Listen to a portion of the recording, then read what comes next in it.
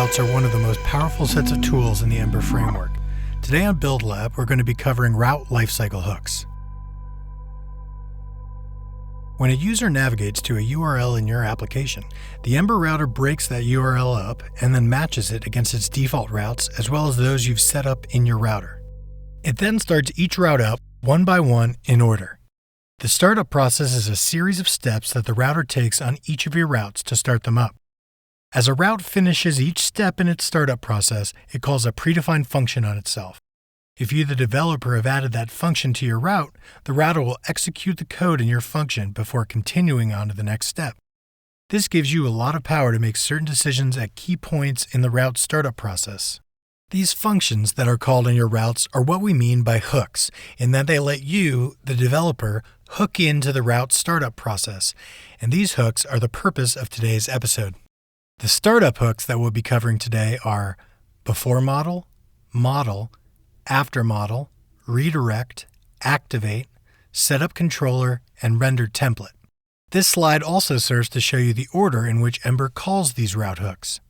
Just as the routes have a startup process, they also have a shutdown process, and we'll be covering these two shutdown hooks today: deactivate and reset controller.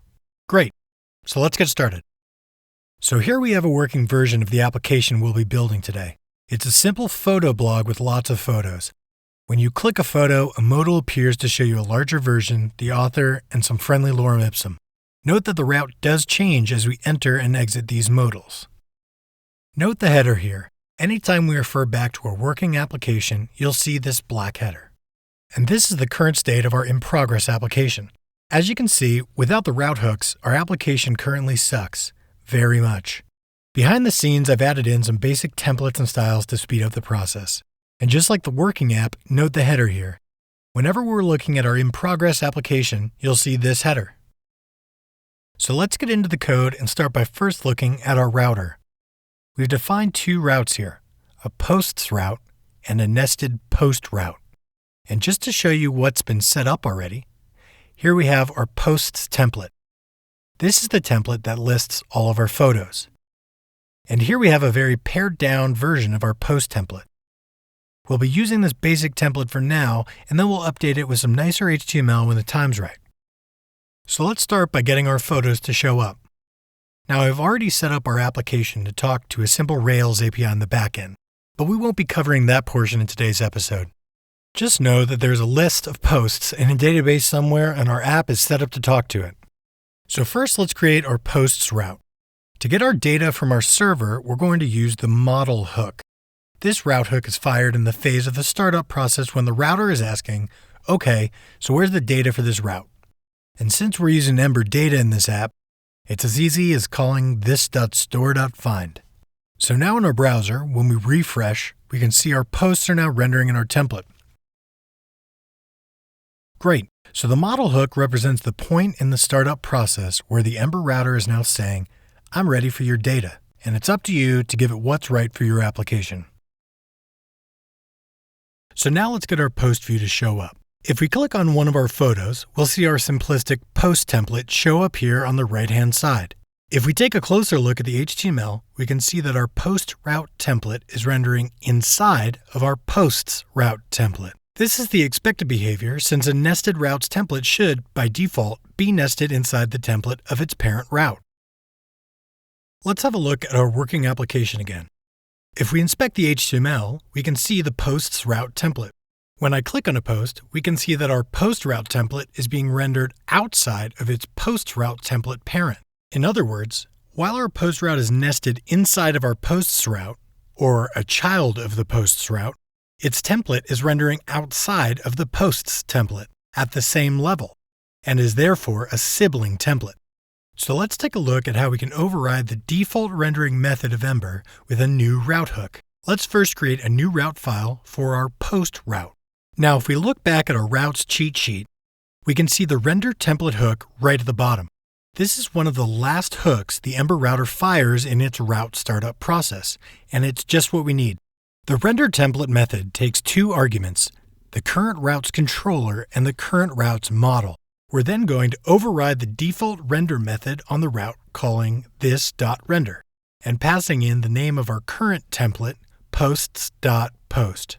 The render method takes a second argument, an object with parameters. We'll start by passing in the current controller and the current model. Now, the last two parameters are key, into and outlet. Let's take a look at what these mean. Our application template has a single outlet. Since we know the rule of nested routes equals nested templates, which template is our posts route nested in? Since it's a top-level route, meaning it's not nested in any routes that we've created, it's considered to be nested within the application route, and therefore renders its template to the outlet in the application template. And following suit, the post route is nested inside of the posts route, and therefore its template is rendered into the outlet of the posts template. When we click an image, we want our post routes template to also be rendered inside of our application template, not the posts template. But the application outlet is spoken for. It's holding all of our posts. Since we don't want our post template to blow away all of our posts, we'll have to create a new outlet in our application template. This is known as a named outlet. Now, I won't be covering named outlets more than this in this episode, but stay tuned for more on the topic. So let's first create that named outlet in our application template. So we're creating a new outlet with the name post modal. Now let's switch back to our post route and fill in the missing pieces. We want our template with the attached controller and model to be rendered into the application template, which has an outlet post modal.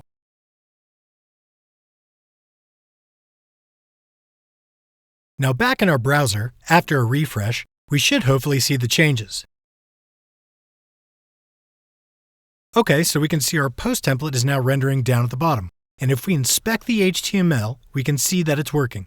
Our post route template is now rendering inside of our application template and not the posts template. So now let's replace our post template with some nicer markup. I'm just going to copy the HTML over from the working application. And back to the browser. When we refresh, we should now see the template rendering. Okay, so we're in the route, but we're not seeing anything. If we inspect the HTML, we can see that our template is rendering correctly, but it's just not showing up. We can see here that our modal view has display none. Okay, why is that? Well, our render template hook is working correctly, so we'll solve this CSS issue in the next section. But to sum up, the render template hook is a great place to either override the default rendering functionality of Ember or to render other templates into your current routes template. Okay, so let's get back to our editor here and clean up a bit. Let's open our CSS file to see what the issue might be. Aha! So we can see here that our modal view class is only display block when our body has a class of modal visible. So we need to somehow add this class to our body when we enter the post route. Now, this can be done in a number of ways, but for the purposes of this episode, we're going to be using route hooks. So let's get back to our post route.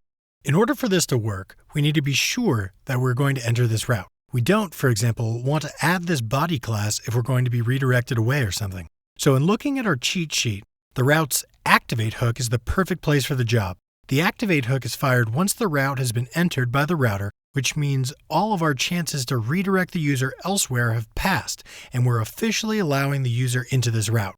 So let's add the activate hook to our post route. So this is going to be really simple. When the post route becomes active and therefore hits the activate hook, we're going to add the modal visible class to our body. So let's get back to the browser and refresh. And finally, our post route modal is showing up. One thing though, now when we close out of this route, we still see the modal visible class in the body.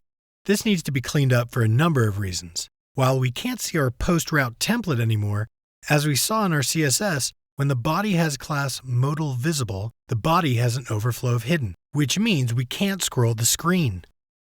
We'll take care of this later. For now, the activate hook is a great place to execute code that you only want run when the route is activated by the router. Okay, great.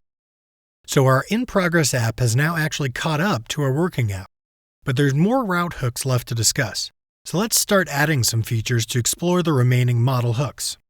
So to begin, Let's say that I only want logged in users to be able to view the posts, and if they're not logged in, I want to redirect them to do so. So let's start by creating our login route in our router. And then let's just create a basic template. I'm not actually going to be covering user authentication in this screencast, so we're just going to fake it for now to get the point across. Now, let's create our application controller. Inside of our application controller, we're going to create a session object. Since the session is an application level item, we'll put this here for now. If you're really doing user authentication, you'd use a library like Tori or Ember SimpleAuth or create your own service. But like I said, we're just going to hack this in. So in our application controller, we'll create a session object with a single attribute, user ID. The idea here is if the session's user ID has a value, that user is logged in. If it's null or undefined, the user is logged out. So now back to our posts route. Now if we quickly look at our cheat sheet, we've already implemented several hooks. We only want logged in users to be able to see our posts, and therefore it makes sense that we want to check to see if they're logged in before we try to load the post's data. So the before model hook looks like the appropriate candidate. Let's implement it. So in the before model hook of our posts route, we're going to get the session user ID from the application controller. Now let's just console log out our logic for now. If there is a user ID, then the user is logged in. Otherwise, they're logged out. So now, back in our browser, we can open the console and navigate to our posts route. Great, we're seeing that the user is logged in. So let's switch back to our code and set the value of user ID in the session object to null. If we did everything correctly, our console should now log that the user is logged out. And it does. Great. So now let's redirect the user to log in if they're not already. So back in our posts route, we're going to say if the user isn't logged in, transition them to the login route. Now if we test that out in our browser, it's working. Perfect. And it will also work for any nested routes as well, like the post route. Because Ember starts our routes one by one, and the posts route comes before the post route, when we redirect the user to log in here, it'll happen long before Ember tries to start up our post route. So we don't have to implement this logic twice. Ember makes stuff like this really easy. Now there's one more quick use case for the before model hook we want to cover. Right now, if we navigate to our index route, nothing shows up. Since the main purpose of our app is to view posts, we want to automatically redirect our users to the posts route whenever they access the root of our site. This is simple. Let's create our index route. And then in the before model hook, we'll simply transition the user to our posts route. Now we can see back in our browser that this is working. So the before model hook is a great place to handle logic that you want to run before your route fetches data, whether it's redirection, loading dependent data from the server before you load your model, or user authentication. The before model hook is the best place to do it. Okay, moving on. So right now I can see all of my posts. If I click post 1, I go to the detail view of post 1. I can close out and click on post 17 and see the detail view as well. Let's look at our JSON API's response for our posts. We can see that each post has this array of blacklisted user IDs. What this means is that, in this case, a user with the ID of 1 should not be able to view this post, the post with the ID of 1. For the purposes of this demo, we're going to allow the post to remain in our listing, our posts route, but we're going to stop the user from accessing it on the detail view, our post route. Now this is logic that we can only really apply once we have the actual model data. Since the before model hook is fired before we get our data, our after model hook must be the place. Let's check it out. So let's open up our post route and create our after model hook. The after model hook takes two parameters, the model supplied from the model hook and the current transition. You'll note here that we don't actually have a model hook in this post. Our post route extends from Ember route. The Ember route has all of the route hooks already. So by adding in the hooks that you can see here in our post route, we're actually overwriting the EmberRoute default methods. Since our post route is a very basic setup, the default EmberRoutes model hook knows how to query for the right post record from our database. Since we don't need to alter the way that Ember's default model hook works in this case, we don't need to implement our own model method. It's already there for us. Since the default after model hook in the EmberRoutes doesn't know how to reason about our blacklisted user IDs, we have to override the default method so that we can implement it ourselves. So first, let's get our user ID again from our handy session object.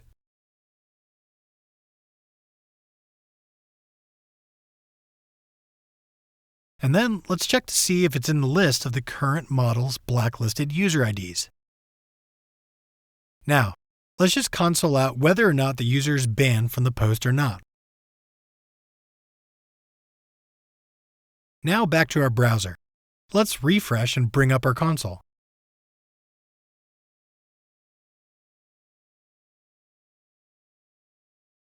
Now when we click on post 1, we can see that the user is banned. But on post 17, we have access. So now, if the user can't access this post, let's stop the route from fully starting up. We'll do this by calling transition.abort. This essentially means if a user tried to transition into this route and our current model has that user blacklisted, stop the transition dead in its tracks. So now, back in our browser, when we click that post, nothing happens. We can see in the console that the user is banned, but clicking on any other post and we're fine. Great, so that's working. But what if the user is trying to navigate directly to our post? In our browser, we can see that we end up with a white screen. By navigating directly to a post, we are essentially on our first and only transition. So if we abort that transition, like we just did in our after model hook, the application stops because it has nowhere else to go. So let's update our hook to say, if this is the first time, the first transition, i.e. the user is navigating directly to it, redirect them to the posts route. Otherwise, stop the transition as we are now. So this part really doesn't have anything to do with route hooks, so I won't go into the transition sequence. Just know that as you move through your application, Ember keeps track of the number of transitions. In our case, a direct navigation to a post would have a sequence of 0 because it's the first transition. Now in our browser, we can see that navigating directly to the banned post results in a full transition to the posts route. Then clicking on the banned post just aborts the transition and I continue on living my life. So the after model hook is a great place to perform logic that you can only execute once you have your model data. Let's make our app a little more social by displaying comments for our posts. We'll start by creating a comments route nested within our post route. Then, we'll quickly create our comments template by pasting in some markup I've already prepared. Now, let's create the comments route.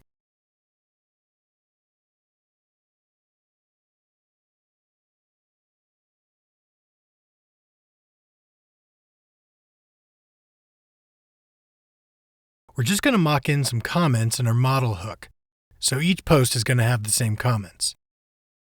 Then, because we customized our posts render template method, we just have to let our comments routes render template method know where to find the post template. Okay, so let's see our comments in our browser. When I click on a post, I'm not seeing my comments.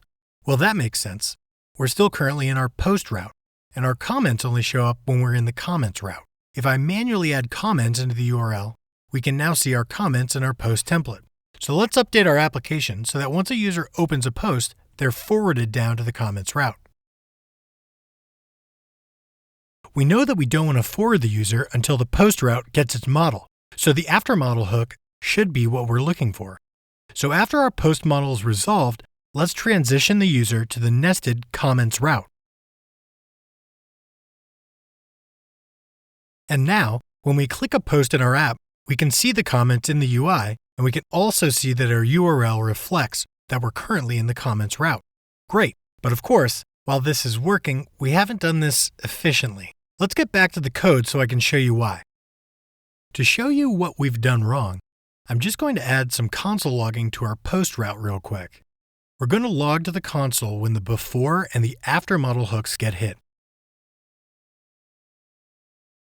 So now back in our browser, let's open up our console and refresh.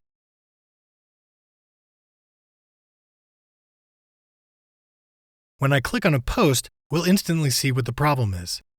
Look at our console here. We can see the post route's before model hook and then the after model hook being hit. But then we see them a second time. When we first transition into our post route, after model hook eventually gets fired and then we transition to comments. When we perform a transition in the after model hook to a nested route, Ember invalidates the current transition and then runs the new transition, meaning that each of our previous transitions, in this case our post route, gets rerun. So obviously this isn't the best hook to use for what we're doing. If we take a look at our cheat sheet, we can see this redirect hook here. Redirect and after model are almost identical and are called at almost the same time. The key difference being, when you transition a user in the redirect hook, it doesn't invalidate the current transition. So in our case, our post route will load, get to the redirect hook, and then load the comments route. It won't force the reload of the post route.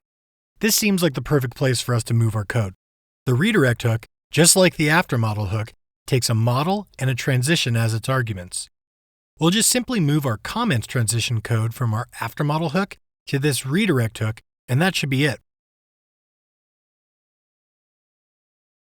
When we click a post now, we can see that we're only seeing our post routes before and after model hooks firing once, and we're still being redirected as expected. Perfect. So the redirect hook is the best place to move or redirect our users to a child route when we want to avoid invalidating the current route's transition. Great. We're almost there. Only one startup hook left. The app is working and looking good so far, but it's getting annoying that I can't navigate from one post to the next in our post modal. Right now, we have to close out of a post and then select the next post to view it, and, well, we're better than this. Let's add the ability to click to the next or previous post from right in the post modal. We'll start by creating a controller for our post route and then adding a few placeholder attributes to it. In order to determine the next and previous posts, we'll need all of the posts handy. So let's create a posts attribute, a computed posts count attribute, and then a next and previous post attribute to eventually hold the next and previous posts. Now let's just add those variables to our template so we can see where we're at.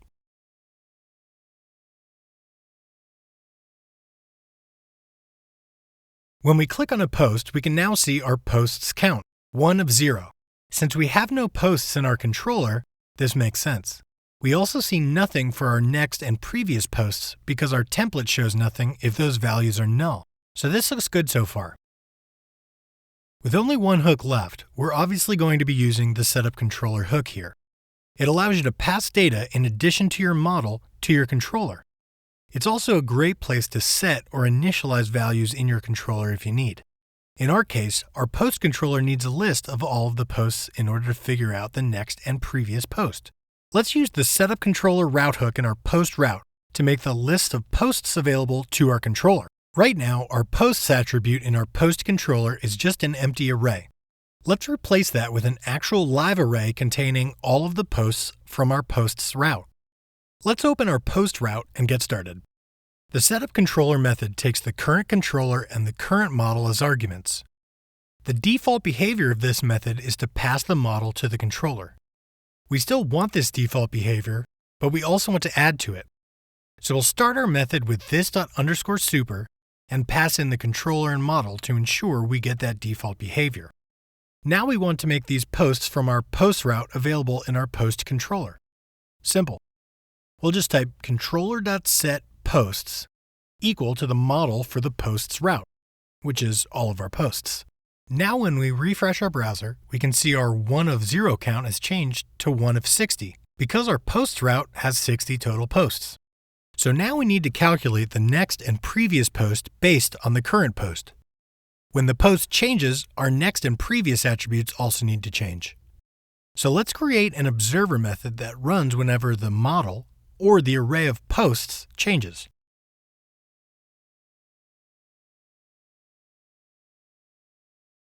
We'll start by finding our current post's position in the list of posts, i.e. its index.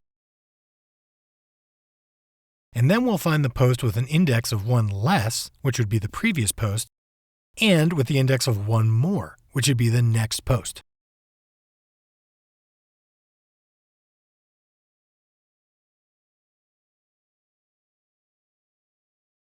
We'll then set both our next and previous post attributes at the same time. After a refresh in the browser, we can now see our next and previous post. Right now we're just printing out the next and previous post objects, so it's not that pretty, but we can see it's working. We're currently on post 17, and the ID of the next post here is showing as 18, and the previous post ID is 16. Let's quickly change the next and previous markup to something a little nicer.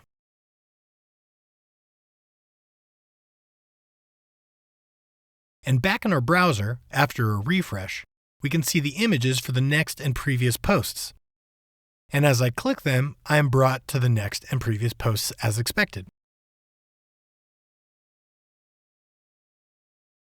So use Setup Controller when you want to give your controller data other than just the model for your route.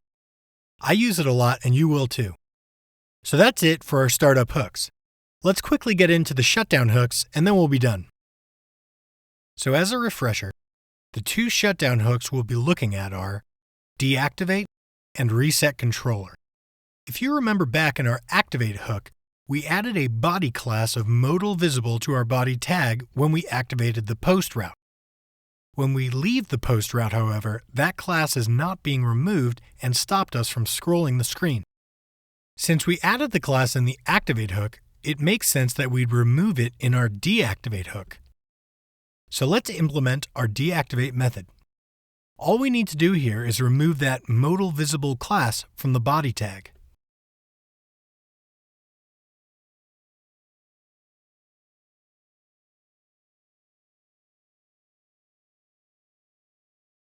Now back in our browser, when we open a post, we can see the body now has the class modal visible. And when we close the post, that class is removed. Perfect.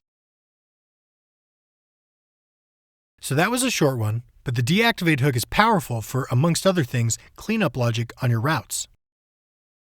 Okay, so we're almost done. One more to go. Let's say we want to track how much engagement our new next and previous post functionality is driving in our app. When a user opens a post, let's call that a modal session, and it has one page view, the first post. As the user clicks next and previous, we want to increment our page view count for this modal session. When they close the post modal, the session should end, and we should send the page view count for that modal session to our analytics provider. If that same user opens another post, we want the page view count to start over because we're starting a new modal session. So let's implement this.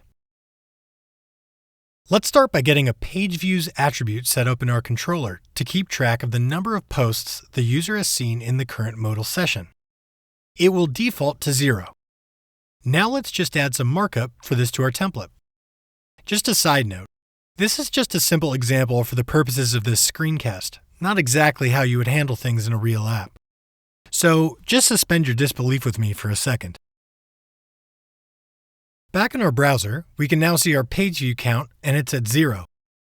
As we click through to the next post, we can see it's not updating. So let's fix that. In our post controller, we'll set another observer that fires whenever the controller's model changes, simply incrementing our page views property.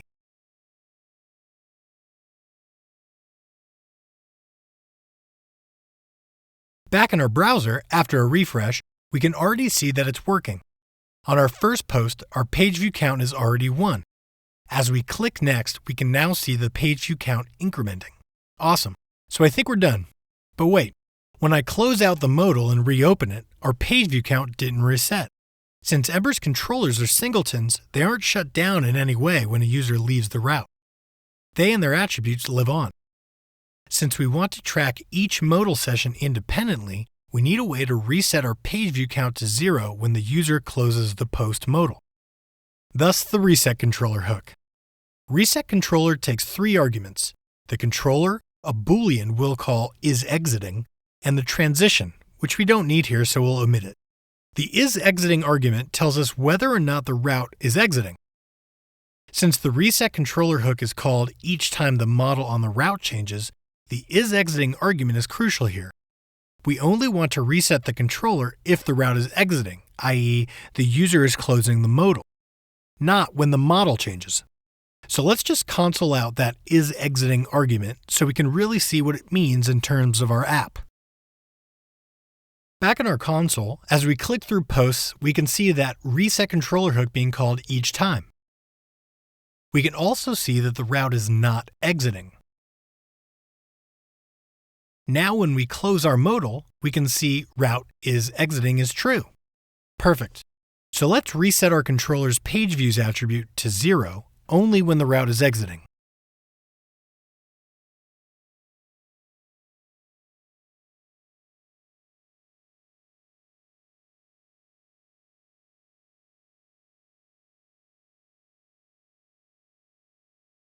After a refresh, we can see our page view count incrementing now. When we close the modal and open another post, our page view count is back to 1. Now, if we actually wanted to send this data to our analytics provider, we might do so in our deactivate hook. We could grab the page views count from our controller before it's reset and send that data off. So route hooks are a great thing to know in Ember. My name's Kyle and I'm working on buildlab.co. Sign up to the email list over at buildlab.co and let me know what you're interested in learning. That's all for today. Happy building.